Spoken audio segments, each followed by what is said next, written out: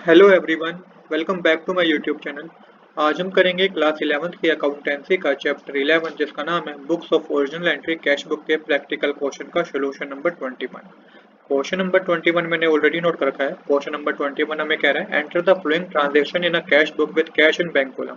कुछ transaction given है आपको जिसको आपको कैश बुक में दिखाना है और कैश इन बैंक कॉलम आपको बनानी है, मतलब कि आपको डबल कॉलम कैश बुक बनानी है। डबल कॉलम कैश बुक का फॉर्मेट आपका इस तरीके का होता है, left hand side debit side होती है, right hand side credit side होती है। जितना भी बिजनेस में पैसा आया डेबिट साइड मेंशन कर दीजिए, जितना भी बिजनेस के पास से पैसा गया क्रेडिट साइड मेंशन कर दीजिए। चलिए वन बाय वन अपनी एंट्रीज को करते हैं। सबसे पहले हमें गिवन है मार्च 1 को कैश इन हैंड 15,000, बैंक का बैलेंस गिवन है 8,000। तो यहाँ पे ये ओपनिंग बैलेंस हमें गिवन है जो कि आपको डेबिट साइड मेंशन करना है।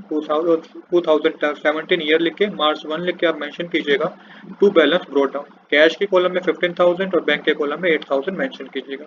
इसके बाद नेक्स्ट ट्रांजैक्शन हमें जो गिवन है वो मार्च 2 को हुई है। Sold good to X on credit for ₹10,000। तो एक्स को गुड्स बेचे हैं वो भी उधार पे 10,000 रुपीज की, तो उधार की एंट्री कैश बुक में नहीं आएगी, इसको आप इग्नोर कीजिएगा। इसके बाद नेक्स्ट ट्रांजैक्शन है जो कि मार्च 5 को हुई है। Sold good for 20,000, receive cheque from them, discount receive 2.5%, cheque was deposit into bank on 7th March. देखिए यहाँ पे हमें बात बता रखी है कि मार्च 5 को क्या हुआ कि सेल हुई थी बिजनेस में 20,000 रुपीज की, जिसपे हमें चेक रिसीव हुआ और हमें डिस्काउंट भी हमने दिया 2.5% का।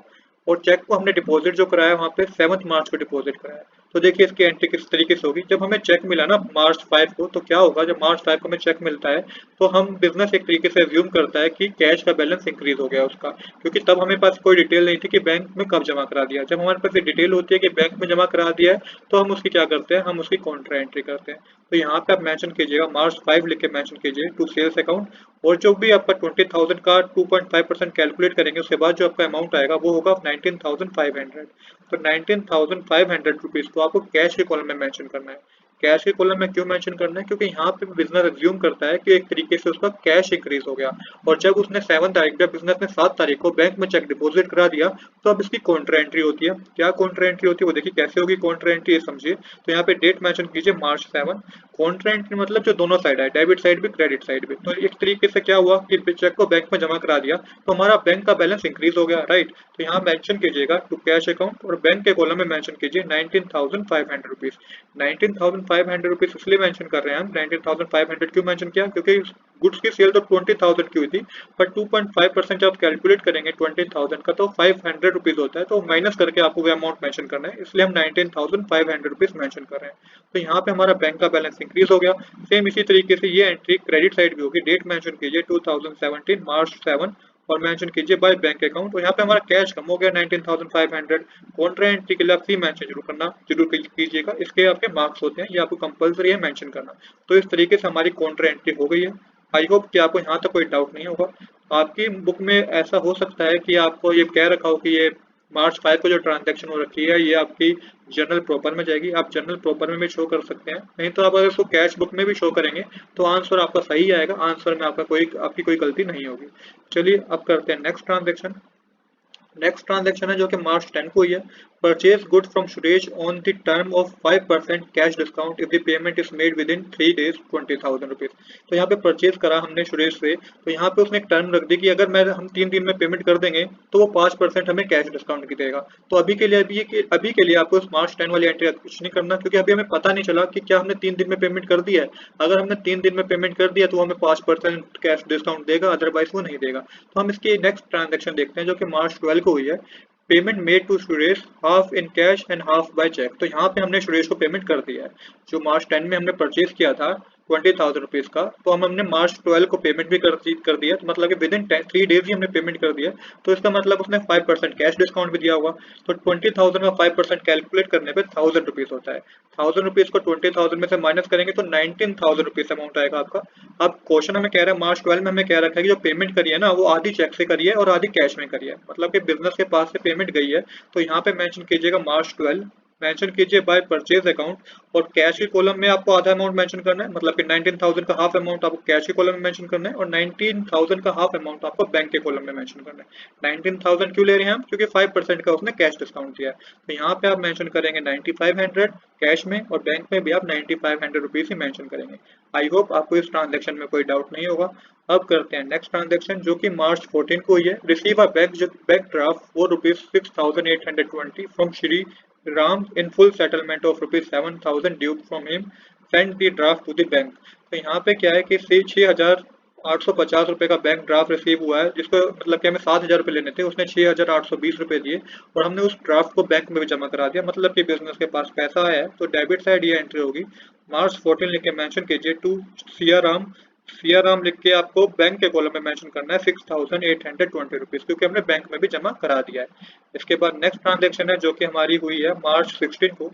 Settle Pawan account 5,000 at a discount of 5%। तो पवन के अकाउंट को सेटल किया है 5,000 रुपीज से, और 5% का उसने डिस्काउंट दिया है हमें, मतलब कि पेमेंट गई है बिजनेस के पास से। तो क्रेडिट साइड ये एंट्री आएगी, मेंशन कीजिएगा मार्च 16 लिख के मेंशन कीजिएगा बाय पवन, और कैश के कॉलम में आपको कितना अमाउंट मेंशन करना है, 4,720 मेंशन करना है। क्यों इतना अमाउंट मेंशन करना है, क्योंकि 5,000 का 5% 250 रुपीज होता है, जो कि उस हमें डिस्काउंट मिल गया। आपको 5,000 में से 250 रुपीज माइनस करके 4,750 रुपीज शो करना है। इसके बाद हमें नेक्स्ट ट्रांजेक्शन की बना है, जो कि मार्च 17 को हुई है। Goods worth ₹8,000 were purchase from Sunil on 5th March. Its payment was made today by cheque after deducting 5% cash discount. तो गुड्स जो थे 8,000 रुपए के परचेज किए थे हमने सुनील से 5 मार्च को। जो 8,000 के गुड्स हमने जो 8,000 रुपए के गुड्स हमने सुनील से परचेज किए थे 5th मार्च को, उसकी पेमेंट हमने आज करी है, मतलब कि मार्च 17 को करी है, और आफ्टर डिडक्टिंग 5% कैश डिस्काउंट, उसने हमें 5% का कैश डिस्काउंट भी दिया है। तो यहाँ पे बिजनेस के पास से पैसा गया है, तो मार्च 17 लिख के मेंशन कीजिएगा आप। यहाँ पे मेंशन करना होगा आपको credit side by purchase account, और अमाउंट के कॉलम में आप कितना अमाउंट मेंशन करेंगे। आपको 8,000 का 5% कैलकुलेट करना होगा, तो कैलकुलेट करके आपके पास जो आएगा 400 रुपीज। तो 400 रुपीज को 8,000 में से माइनस करेंगे, तो 7600 को आपको बैंक के कॉलम में मेंशन करना है। बैंक के कॉलम में क्यों मेंशन करना है, क्योंकि चेक के थ्रू पेमेंट की है, इसलिए आपको 7600 रुपीज को बैंक में मेंशन करना है। इसके बाद नेक्स्ट ट्रांजेक्शन हमें गिवन है, जो कि मार्च 18 को हुई है। Withdrawn from bank 20,000 and furniture was purchase for 15,000 and the balance taken by the proprietor. देखिए बैंक से 20,000 रुपए निकाले गए हैं, तो यहाँ पे इसकी कॉन्ट्रा एंट्री हम करते, बट यहाँ पे बता दिया कि 20,000 रुपए निकालते उसे खर्च भी कर दिया गया है। क्यों, कहाँ कहाँ खर्च कर दिया गया है, फर्नीचर परचेज कर लिया गया 15,000 रुपए का, और जो रिमेनिंग अमाउंट था 5,000 रुपए का, वो ड्राइंग हो गया है। तो यहाँ पे बिजनेस के पास से पैसा गया है, तो यहाँ पे कॉन्ट्रा एंट्री करने की जरूरत नहीं है, सिंपल आपको फर्नीचर और ड्राइंग की एंट्री करनी है। तो यहाँ पे आपको क्रेडिट साइड मेंशन करना है मार्च 18 लिख के मेंशन कीजिएगा बाय ड्राइंग अकाउंट, और अमाउंट के कॉलम, बैंक के कॉलम में आपको 5,000 रुपीज मेंशन करने हैं। सेम इसी तरीके से आपको दोबारा मार्च 18 लिखना है, और यहाँ पे मेंशन करना है आपको बाय फर्नीचर अकाउंट, और 15,000 रुपीज को आपको क्या करना है, बैंक के कॉलम में मेंशन करना है। तो यहाँ पे आपको ये दोनों अमाउंट को याद रखिएगा, बैंक के कॉलम में मेंशन करना है, कैश के कॉलम में मेंशन मत कीजिएगा। तो आपको यहाँ पे क्या करना है, बैंक के कॉलम में मेंशन करना है इनको। अब नेक्स्ट है हमारी जो एंट्री हुई है, वो है मार्च 20 को। Receive a cheque from Ravi for ₹2,850 in settlement after deducting 5%. Endorse the check to Gopal on 22nd मार्च। तो यहाँ पे क्या हुआ, चेक रिसीव हुआ रवि से हमें 2,850 रुपीज का फुल सेटलमेंट पे आफ्टर डिडक्टिंग 5%। हमने वो चेक को क्या कर दिया, मार्च 22 को गोपाल को एंडोर्स कर दिया। तो देखिए यहाँ पे क्या हुआ कि हमें चेक रिसीव हुआ, कहीं मेंशन नहीं है कि हमने बैंक में जमा कराया। तो अब बिजनेस एज्यूम करता है कि एक तरीके से उसके पास कैश इंक्रीज हो गया। तो मार्च 20 लिख के डेबिट साइड मेंशन कीजिए टू रवि, और कैश के कॉलम में 2,850 रुपीज को मेंशन कर दीजिएगा। सेम इसके बाद बता रखा है कि 22 मार्च को वो चेक को क्या कर दिया, एंडोर्स कर दिया गया गोपाल को। तो यहाँ पे मेंशन कीजिएगा मार्च 22, और यहाँ मेंशन कीजिए पर्टिकुलर्स में बाय गोपाल, और 2,850 को कैश कॉलम में शो कर दीजिएगा। 2,850 को कैश कॉलम में शो करना है। क्यों शो करना है, क्योंकि वो चेक हमने क्या कर दिया, एंडोर्स कर दिया। क्योंकि यहाँ पे ये कुछ डिटेल मेंशन नहीं है कि बैंक में कब जमा कराया, तो बिजनेस मानता है, एज्यूम करता है कि एक तरीके से कैश इंक्रीज हो गया। उसके बाद हमें पता चला कि हमने एंडोर्स ही कर दिया है, तो बाय गोपाल लिख के कैश के कॉलम को आपको कम करना है 2,850 से। ये एंट्री बुक में भी हो सकता है कि जनरल प्रॉपर में गई हो। अगर आप इसको कैश बुक में दिखाएंगे, आंसर आपका सही आएगा। इसको आप कैश बुक में भी दिखा सकते हैं। चलिए अब बिना देरी के शुरू करते हैं, अपनी नेक्स्ट एंट्री पे को करते हैं अब। तो नेक्स्ट एंट्री हमारी जो है वो है मार्च 22 को हुई है। Placed an order with Jet Trader और for goods of the value of 10,000 and sent a cheque of ₹8,000 with the order. तो यहाँ पे 10,000 का ऑर्डर दिया हमने जेट ट्रेडर को, 8,000 रुपये का हमने चेक से के थ्रू पे भी कर दिया। तो डेबिट साइड क्रेडिट साइड ये एंट्री आएगी क्योंकि पेमेंट गई है बिजनेस के पास से। मेंशन कीजिए मार्च 22 लिखिएगा बाय जेट ट्रेडर अकाउंट, और आपको क्या करना है बैंक के कॉलम में 8,000 रुपीज शो करने हैं। इसके बाद नेक्स्ट ट्रांजेक्शन है जो कि हुई है हमारी 23 मार्च को, परचेज फर्नीचर बाय चेक 6,000। तो फर्नीचर परचेज किया गया चेक के थ्रू, पेमेंट गई है बिजनेस के पास से। क्रेडिट साइड ये एंट्री आएगी, मेंशन कीजिए मार्च 23, उसके बाद मेंशन कीजिए बाय फर्नीचर अकाउंट और 6,000 को बैंक के कॉलम में शो कीजिएगा। नेक्स्ट ट्रांजेक्शन हुई है हमारी 24 को, cash sale 15,000 rupees, half of which deposit to bank. तो कैश सेल हुई है 15,000 रुपए की, जिसमें से आधा पैसा बैंक में भी जमा करा दिया गया है। तो ये एंट्री डेबिट साइड आएगी, मेंशन कीजिए मार्च 24, उसके बाद आपको मेंशन करना है टू सेल्स अकाउंट। तो 15,000 का आधा कितना होता है, हाफ कितना होता है, 7,500 कैश में आएगा और 7,500 ही बैंक में आएगा।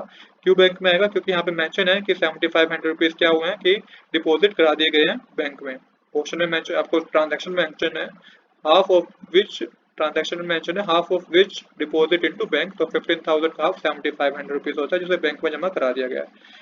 इसके बाद नेक्स्ट ट्रांजैक्शन है x settle his account by payment of ₹10,150, 150 being the interest charge. तो एक्स ने सेटल किया अपना अकाउंट, मतलब कि उसने हमें पैसे दिए हैं 10,150 रुपीज दिए हैं, जिसमें से 150 इंटरेस्ट के हैं। तो यहाँ पे उसने 10,000 रुपीज हमें दिए हैं और फिर 150 इंटरेस्ट है। तो पेमेंट आई है बिजनेस के पास। डेबिट साइड मेंशन कीजिए मार्च 25 लिख के मेंशन कीजिएगा 2x, और 10,000 रुपीज को कैश में मेंशन कीजिएगा क्योंकि 10,150 में तो 150 रुपीज का इंटरेस्ट है, जिसको आपको द्वारा डेबिट साइड ही मेंशन करना है।